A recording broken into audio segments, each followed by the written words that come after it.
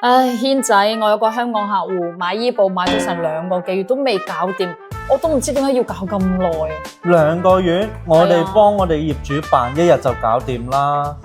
嗱，買醫保咧其實好簡單嘅，首先一定要有我哋嘅港澳台居住證，加上一個大陸電話號碼，1卡2號都得，只要係可以提供實名嘅。攞咗以上2樣資料就可以去到中山城區交通銀行辦理一張社保卡。咁呢一個咧係叫第3代嘅社保卡，可以做扣費用途，都可以做醫療用途。咁大家記得一定係用居住證去開呢一張社保卡，先至可以真正綁定扣費嘅。咁喺呢度點解唔推薦大家去中農建行辦理社保卡呢？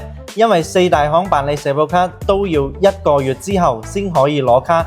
交通銀行係可以即日攞卡嘅，咁辦理完社保卡之後，就去到博覽中心嘅政務中心醫保窗口去登記翻我哋嘅資料，就可以參加26年度嘅城鄉居民醫保啦。咁今年嘅新政策呢，我哋參加城鄉居民醫保，譬如話我今年參加，出年生效係多咗3個月嘅等待期，真正生效日期係要去到出年嘅4月份。咁我哋嘅醫保集中繳費期喺9月份到12月份，醫保集中扣費期呢喺每一年嘅11月開始到12月尾就截止嘅。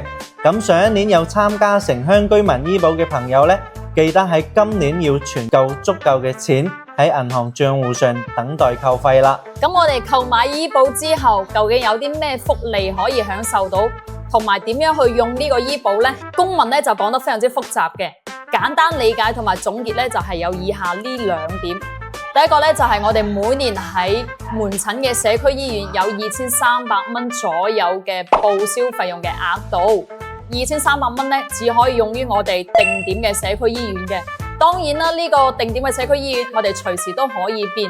咁我建議大家一定係首選自己常住嘅地方去做呢一個定點嘅社區醫院啦。第二部分就係，如果係住院嘅話啦，咁我哋住院嘅費用咧係可以報銷7到8成嘅。